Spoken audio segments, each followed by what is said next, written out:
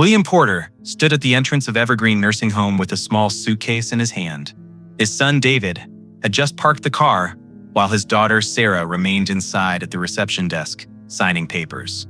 The old soldier said nothing, simply stood and waited. At 76 years old, he still carried himself with military bearing, back straight, hands at his sides, chin level. 3 years in Vietnam had taught him how to stand at attention, and 50 years hadn't erased the habit. He'd earned a Purple Heart in Quang Tre Province, had pulled wounded men from rice paddies, had done everything his country asked of him, but he'd never learned how to beg, never learned how to cry in front of others, never learned how to look weak. David approached with an uncertain smile. "Dad, this place is really nice. They have gardens, activities, everything. They'll take good care of you." He waited for some response, but the old man only nodded once. Sarah returned with paperwork, carefully avoiding her father's eyes. "We'll visit on weekends. We promise." The words carried an edge of doubt that both of them recognized. A nurse arrived to escort William to his room. "Mr. Porter, everything's ready. Let me show you." The veteran didn't look back at his children. He picked up his suitcase and followed the woman down the hallway. His limp from the old shrapnel wound, barely noticeable after all these years. David called after him one last time. "I'm sorry, but we both work full-time. We have kids. The mortgage, we just can't manage anymore." William didn't stop, didn't turn around, didn't acknowledge the words. He simply kept walking. The room on the 3rd floor was small and clean, with a window overlooking the parking lot. The nurse explained meal times and emergency procedures before leaving him alone. William walked to the window and looked down just in time to see David and Sarah climbing into their car. Neither of them glanced up at the building. They drove away quickly. The old soldier sat on the edge of the bed and folded his hands on his knees. Outside, the sun was setting behind bare November trees. He thought about Linda, his wife, who died 7 years ago, and wondered what she would say if she could see this moment. He thought about all those promises his children had made at her funeral. "We'll take care of Dad. Don't worry, Mom. He'll never be alone." William said nothing. He just sat there as darkness filled the room. And from that day forward, he stopped speaking entirely. 8 months passed. Now the veteran sat in Evergreen's hallway, each morning, positioned by a window that overlooked the front entrance. 8 months of silence. 8 months of watching cars come and go, families visiting their elderly parents and grandparents, everyone except David and Sarah. The nursing staff had grown accustomed to his routine. Each morning at 7, they helped him from bed, brought him to the bathroom, dressed him in clean clothes. He cooperated with everything but never spoke. Breakfast arrived at 8, and he ate mechanically, without seeming to taste anything. By 9, he was stationed at his window spot, and there he remained until evening. Doctors ran cognitive tests and found nothing wrong. His mind was sharp, his hearing perfect, his vocal cords undamaged. A psychologist visited and diagnosed depression, complicated by feelings of abandonment. Medications were prescribed. William accepted the pills from the nurses, but didn't swallow them, instead hiding them under his tongue until staff moved on. His children had visited twice during the first month. David brought magazines. William didn't read. Sarah brought cookies. He didn't eat. They sat in uncomfortable silence until making excuses to leave. The second month they came once. After that, nothing. 3 months had passed, now, since their last visit. The nurses sometimes wondered if William would ever speak again. The other residents had stopped trying to engage him. Even the most persistent volunteers eventually gave up. He'd become part of the building's landscape, the silent veteran by the window, the man nobody could reach. William's internal world during those 8 months was a landscape of regret and bitterness. He thought often about Vietnam, not the combat, but the quieter moments. The village children who'd gathered around American soldiers, offering shy smiles. The elderly farmers who'd shared rice despite having almost nothing. The way his platoon had become brothers when their real families were 10,000 miles away. He'd survived 36 months in that green hell, watched friends die in his arms, earned his Purple Heart when an IED tore through his leg outside Quang Tri. Come home expecting some acknowledgement of his sacrifice. Instead, he'd found protesters calling him a baby killer, strangers spitting at his uniform, a country that wanted to forget the whole ugly business. But he'd built a life anyway, married Linda, raised 2 kids, Worked as a machinist for 40 years. Been a good father, or so he believed. Taught David everything about fixing cars. Never missed one of Sarah's school plays. Saved every penny for their college educations. When Linda's cancer took her 7 years ago, the kids had promised they'd take care of him. That promise had lasted 8 months before breaking. One quiet Tuesday afternoon, the receptionist at Evergreen answered a phone call that would change everything. A woman with a heavy Vietnamese accent asked if William Porter was a resident there. "Yes, we have a William Porter," the receptionist confirmed. "May I ask who's calling?" "My name is Mein Nguyen." The woman's voice trembled slightly. "I have been searching for him for 50 years. Please, I must see him." The receptionist paused, uncertain. "Ma'am, I should tell you that Mr. Porter doesn't speak. He hasn't said a word in 8 months. He doesn't have visitors." Silence on the other end. Then, "I know he has suffered. I have suffered too, searching. Please, I have traveled very far." 3 days later, a car pulled into Evergreen's parking lot. William sat at his usual window spot and watched without interest as 3 people emerged. An elderly Vietnamese woman moving slowly with a cane, a middle-aged man who steadied her arm, and a young woman carrying flowers. Inside the building, they approached the front desk. "We called about William Porter," the elderly woman explained.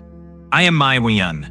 This is my son, Tuan, my granddaughter, Lin." The receptionist summoned the head nurse, who studied the visitors with curiosity mixed with concern. "I need to be honest with you.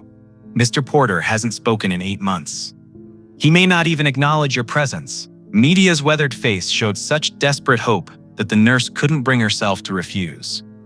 "All right, but please understand. Don't expect too much." They took the elevator to the 3rd floor. The hallway was quiet except for a television playing in one of the common rooms. William's door stood at the end of the corridor. The nurse knocked gently before opening it. "Mr. Porter, you have visitors." The old soldier sat in his chair by the window, staring out as he had every day for 8 months. He didn't turn at the sound of the door opening. Mai entered slowly, leaning heavily on her cane. Her son and granddaughter remained near the entrance while the nurse hovered in the doorway, curious despite professional detachment. The elderly Vietnamese woman approached William with the careful movements of someone approaching something precious and fragile. When she reached him, she placed one trembling hand on his shoulder. William's head turned slightly, just enough to see who'd touched him. His expression remained blank, the same empty look the staff knew so well. Nothing registered in his eyes. Mia looked at his weathered face and smiled through gathering tears. "You do not remember me." Her English carried the musical accent of someone who'd learned the language as an adult. "But I have never forgotten you." The veteran stared at her. Something in her expression made him continue looking rather than turning away. 1969, Mai continued, her voice shaking. Quang Tri Province, small village near the river. There was bombing. American soldiers came through our area. She paused, gathering herself. I was 8 years old. William's hands, which had been resting loosely on his chair's armrests, began to tighten their grip. My mother was hurt badly, Mai went on. I was trapped under fallen timber from our house. Smoke everywhere. Fire coming. I was crying, calling for help. Tears ran down her lined cheeks now. A soldier came. Young American, maybe 23, 24 years old. He pulled the wood away with his bare hands. Carried me out. Went back for my mother. Helped us both. Saved our lives. The nurse watching from the doorway noticed William's breathing had changed, his chest rising and falling faster. That soldier was you, Mai whispered. I was that little girl. My name is Mai. You saved my life that day, and my mother's life too. For a long moment, nothing happened. The old soldier just stared at this Vietnamese woman claiming to be a child he'd pulled from rubble half a century ago. Then something shifted in his eyes, a memory surfacing from deep water, smoke, screaming, a woman's terrified voice, a small girl with blood matting her black hair, his lips parted. His throat worked as if he'd forgotten how to form words. The sound came out rough and broken after 8 months of silence. Is it really you? Yes. Mai nodded, crying openly now. Really me. I came to find you, to thank you, to tell you that because of you, I lived. I had children, grandchildren. You gave me a whole life. The careful walls William had constructed over 8 months crumbled. Tears ran down his weathered face, into the deep lines around his mouth. I thought everyone from that day was gone.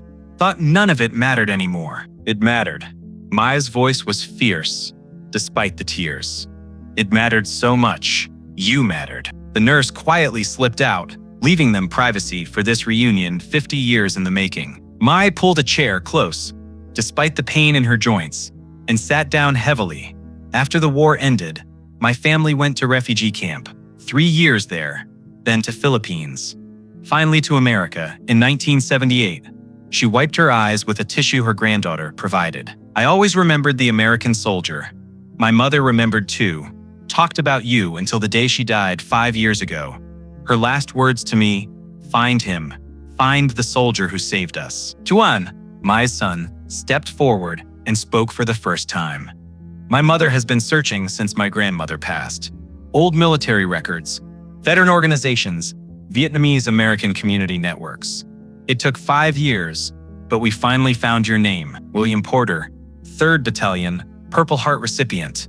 Then we located you here. William looked at this man, my son, and saw echoes of that frightened child from decades ago. I never knew your names.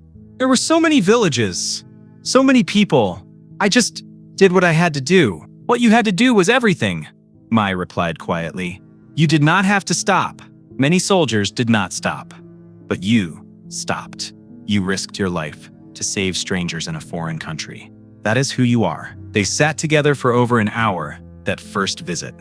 Maya told him about her life, working in a garment factory in California, raising 3 children on minimum wage, watching them graduate college, becoming a grandmother to 7.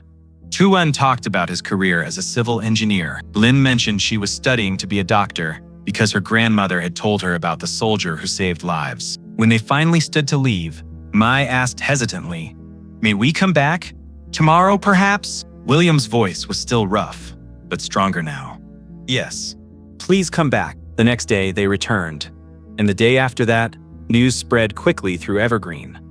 The silent veteran was talking again. More than talking, he was animated, engaged, sometimes even smiling. Nurses who'd worked with him for months watched in amazement as William transformed before their eyes. A week after Maya's first visit, David called the facility for the first time in 3 months. The nurse who answered mentioned his father had been receiving daily visitors. Visitors? David sounded confused. Who would visit him? A Vietnamese family. They'd been coming every day. Your father is speaking again, Mr. Porter. He's come back to life. Guilt twisted in David's stomach. We'll visit this weekend. When Saturday arrived, David and Sarah made the drive to Evergreen together, neither speaking much during the trip. They found William's room and paused at the doorway. Inside, their father sat with Mai, both examining old photographs she'd brought. William was actually smiling, an expression his children hadn't seen in years. Dad? Sarah ventured from the doorway. The old veteran looked up, and his smile faded slightly.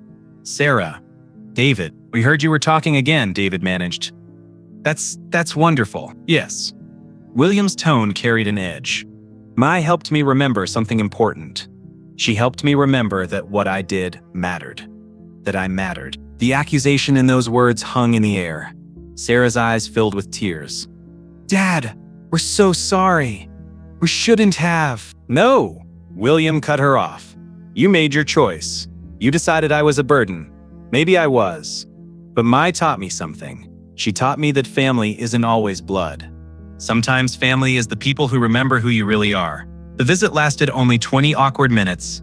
David and Sarah left promising to return soon, but the promises felt as empty as the ones they'd made at their mother's funeral. Over the following 2 weeks, Mai visited almost daily, but then her visits suddenly stopped. 3 days passed with no word.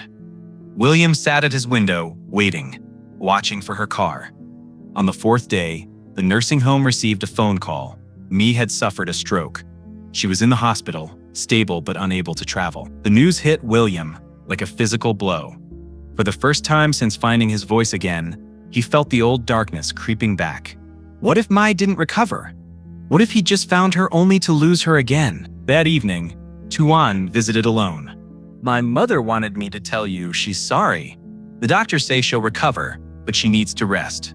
It may be a few weeks before she can visit again. I understand, William replied, though his voice had gone flat again. Tuan studied the old veteran's face. She also wanted me to give you this. He handed over a small package wrapped in tissue paper. Inside was a photograph, old and faded. It showed a young American soldier in jungle fatigues, kneeling next to a small Vietnamese girl and her mother. The girl had a bandage on her head. All three were smiling despite the destroyed village visible in the background. William stared at the photo. He didn't remember anyone taking it that day, didn't remember smiling. But there he was, 23 years old, his whole life ahead of him, having no idea that this single act would echo across 50 years. On the back, in May's careful handwriting, "Because of you, we lived, with love and gratitude forever." The following days were difficult. William found himself slipping back into old patterns, speaking less, eating less, staring out windows. The nurses grew concerned.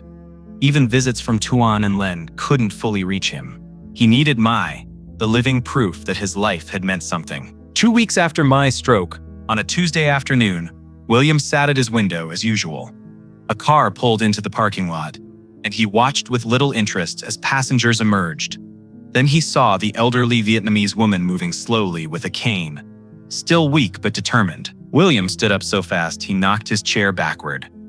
He was already at the elevator when Mai stepped off on the 3rd floor. "You came back," he managed, his voice thick with emotion. "I promised I would come back."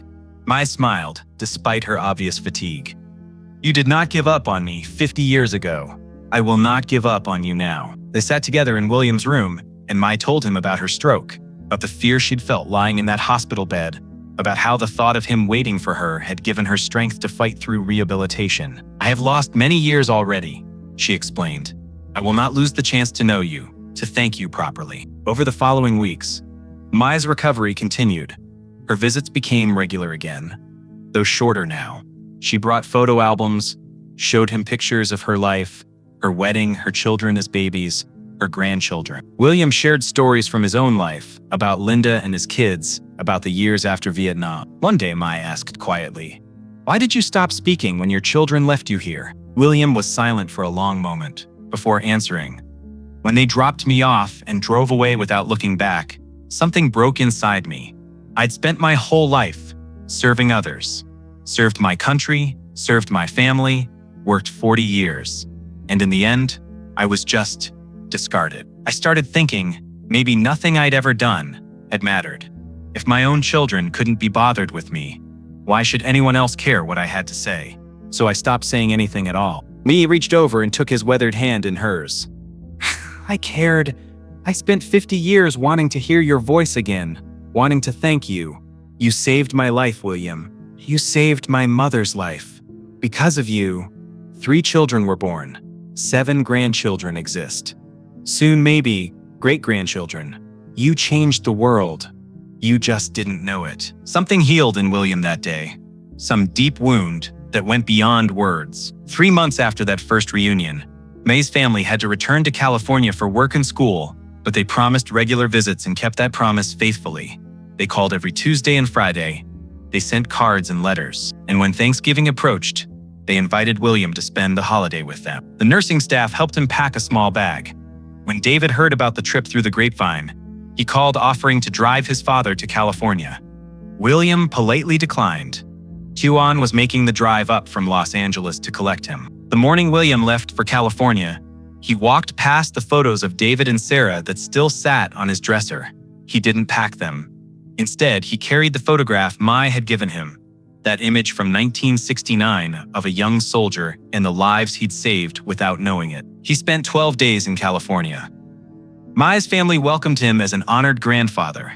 They took him to the Pacific Ocean, where he stood on the beach watching waves roll in and thought about all the distance he'd traveled in life. They cooked traditional Vietnamese food and laughed when he struggled with chopsticks. They asked him to tell stories about his youth and actually listened to his answers. When it was time to return to Evergreen, Mai walked him to Tuan's car and held both his hands. "Will you be all right going back to that place?" "I'll be fine." William smiled, genuinely smiled. "You gave me something my own children couldn't. You reminded me that my life had meaning. That's enough to carry me through anything." Back at Evergreen, William was a changed man. He joined the veterans' discussion group. He started eating meals in the common dining room instead of alone in his room. He even helped organize a Memorial Day ceremony, standing in front of the assembled residents and staff to talk about service and sacrifice, and the brothers he'd lost in Vietnam. David and Sarah, stung by guilt and perhaps by seeing their father surrounded by a family that wasn't them, began visiting more regularly. The first few visits were awkward, the old wounds still tender, but slowly, painfully, they began rebuilding something. 6 months after Mai's first visit, Sarah brought her children, William's grandchildren whom he rarely saw, to Evergreen. The kids ran to their grandfather and he hugged them close, properly close, for the first time in years. Sarah watched with tears streaming down her face. "I'm so sorry, Dad. I'm so sorry we failed you." The old soldier looked at his daughter for a long moment before speaking. "You made mistakes. I made mistakes too. I was probably harder to care for than you knew how to handle. But Mai taught me something important. It's never too late to remember what matters. It's never too late to try again." That evening, William sat by his window watching the sunset, just as he had every evening for the past 14 months. But now, instead of staring into emptiness, he found himself looking at the photographs arranged on his windowsill. One showed David and Sarah as children, gap-toothed and grinning. Another captured Mai's family at Thanksgiving, everyone crowded around the dinner table. And in the center was that photograph from 1969. The little girl and her mother, alive because a young soldier had stopped when he didn't have to. William picked up the old photo and studied it in the fading light. 76 years old, a lifetime of service and sacrifice, abandoned and then found again by someone who'd never forgotten. All those years in Vietnam, all the fear and death and questioning whether any of it meant anything, coming home to a country that wanted to forget the war entirely, building a quiet life and watching it crumble when his children drove away without looking back. And then Mai's hand on his shoulder, her voice saying, "You mattered." The old veteran set the photo down and looked out at the darkening sky. Tomorrow Mai would call like she did every Tuesday. Next month her family would visit again. His own children were trying now, slowly learning to see him as something more than a burden they couldn't manage. He was still in a nursing home, still 76 with a bad leg and hands that sometimes shook. Nothing about his circumstances had fundamentally changed, but everything had changed anyway, because 50 years ago, in a burning village in a country most Americans wanted to forget, he'd pulled a little girl from rubble and carried her to safety. And that little girl had grown up and had children and grandchildren, and all of them existed because of a choice he'd made in a moment of chaos and fear. William Porter, who'd been silent for 8 months, who'd believed his life meant nothing, now knew better. His family had abandoned him, but he'd found another family. One bound, not by blood, but by an act of grace, performed half a century ago. He closed his eyes. For the first time in years, something like peace settled over him. Outside, the last light faded.